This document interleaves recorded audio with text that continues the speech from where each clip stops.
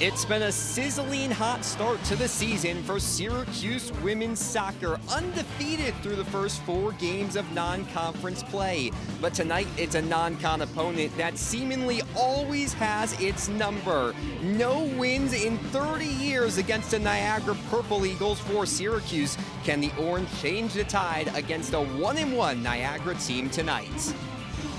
As we welcome you to SU Soccer Stadium alongside Toby Corsten, I'm Alex Burstein. The Syracuse team is having a good start to the season, but Niagara has played so well for the better part of 3 decades against this Syracuse team. Weisberg replaces Anna Croyle. The captain had played the full game thus far, controlled the middle line really strong for Syracuse. Now Weisberg, who is a midfielder with an attacking mindset, helps to kickstart this Syracuse offense. 7 shots for the Orange, none of them have found the back of the net, only 1 of them have been on goal. Chloe Joseph gets crafty, comes out to the near side. Wisbeck gets a tight challenge, still crosses it in, and it's off the net. Wisbeck asking for a corner, thought it ricocheted off one of the Niagara defenders. Nothing doing, but now if you're Syracuse, you start looking over your shoulder at the clock, under 20 minutes to go. Not seeing a deflection on that replay. Wisbeck's gone to that same crossing ball 4 or 5 times this half, has not had any success with it. Niagara guarding the cross very well. They're just defending very well.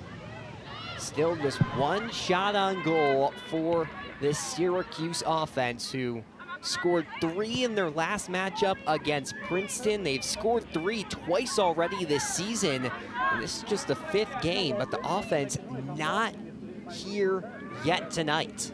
Under 18 minutes to play. Do the Orange have a response? Niagara has changed its strategy, now playing a lot more defensively.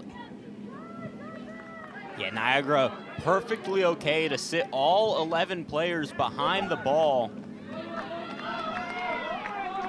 keep their shape, and then possess it when they're attacking.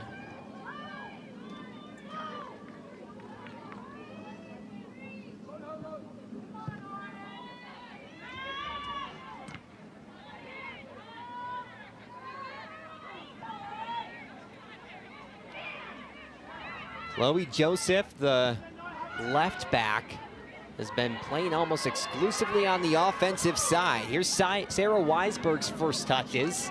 She misplays a pass, and Trinder moves it the other way for the Purple Eagles. A rare break for Niagara in this second half. Can they do something with it? Grattan gets it just over the box, unleashes a shot, Manning there.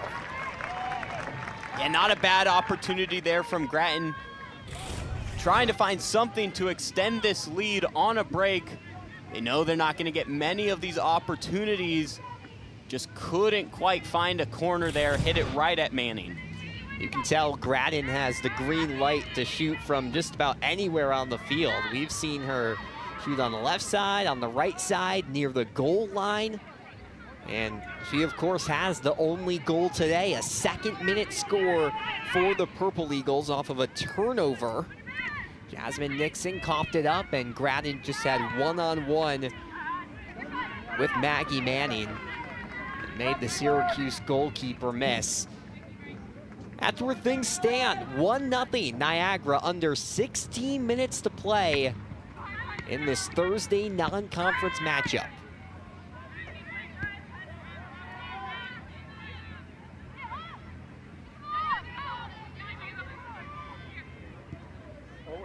Bridges and Nixon go back and forth.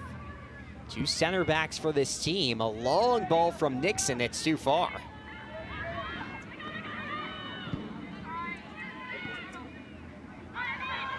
Neither team's had many sustained possessions over the last 5 minutes. More back and forth play.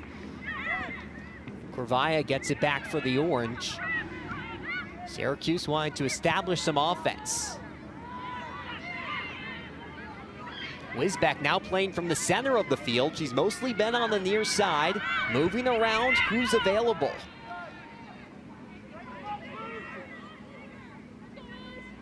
Mesh on the far side, rushes past her defender, crosses it in, the header not there.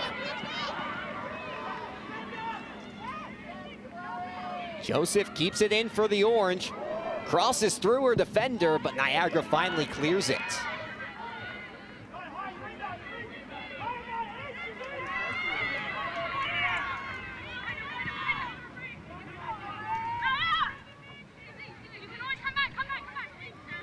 Syracuse has not beaten this Niagara team since 1996.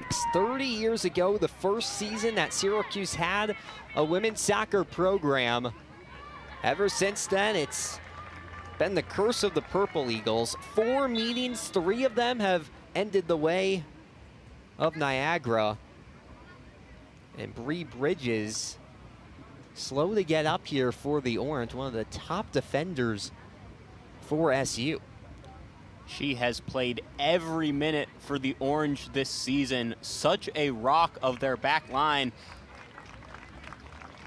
But I think you can just see some of that exhaustion setting in late in the game. This has been a physical one, and she's been asked to do a lot on this back line. Coach Nikki Thrasher-Adams told Bridges from before she even arrived on campus that she was ready to give her a chance to anchor the back line for the Syracuse team. That is exactly what she has done now for 2 seasons. And she's going to stay in for this late game push for the Orange. Chasing a goal, under 14 minutes to do it. Poisson just gets it off ahead of Christie.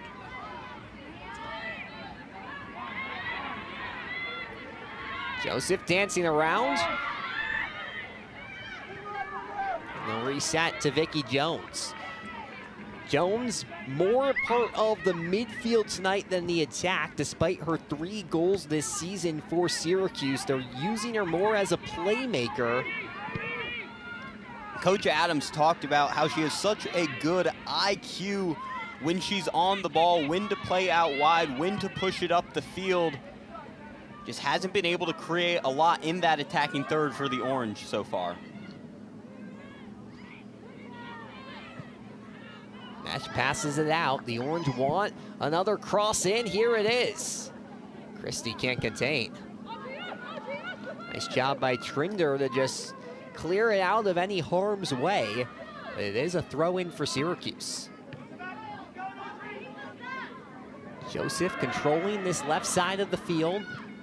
Goes back and forth with Weisberg. Wisbeck's cross in. Straight to a Purple Eagle.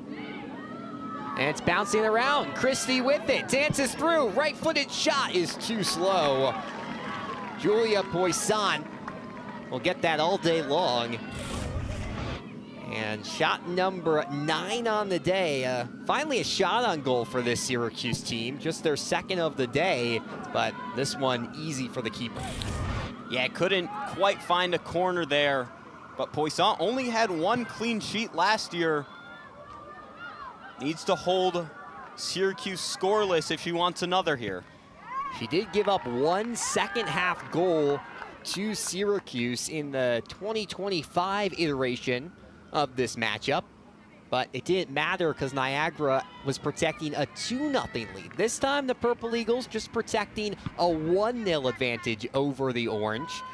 So any goal would be very detrimental for this Metro Conference team hoping for a big road upset.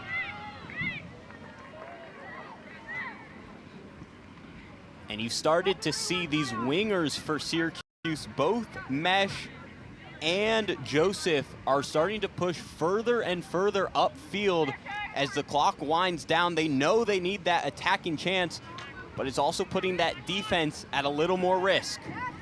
It seemed as if Syracuse was turning a corner after a scoreless opening game draw with Villanova. They had 7 goals in their last 3 games. But tonight, they've been shut out through the first 80.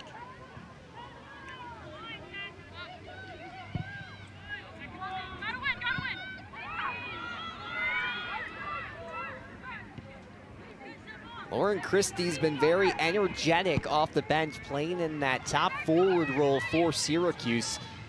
But Niagara has dropped back some more defenders, and because of that, Christie's been playing 1 against 3, 1 against 4, time after time. And right now, the Purple Eagles winning every battle. Yeah, it's going to be really tough for Christie to create on her own. That's why they're going to need to play out to the wing and try and spread apart that Niagara back line. Caitlin Parker with the long run. She reverses course. And now setting up this Purple Eagles offense. Sarah Lucas has done a lot on defense. She plays it in. Ross the pass to score! Lucy Trinder, the freshman, slots in her first career goal and doubles up the Purple Eagles lead.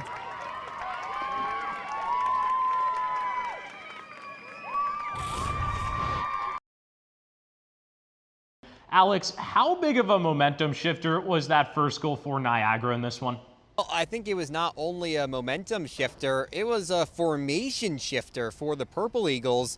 Caitlin Gradden is the heart and soul of this Niagara offense, but once she pocketed that first goal, Niagara was able to play more defensively for the last 88 minutes of the game. They still had their chances. They added another one late in the game, but you could tell they were really focused on making sure Syracuse did not get into the box. Head coach Donnie George knew it's hard to contest against this Syracuse defense. It was hard for about 85 of the 90 minutes today.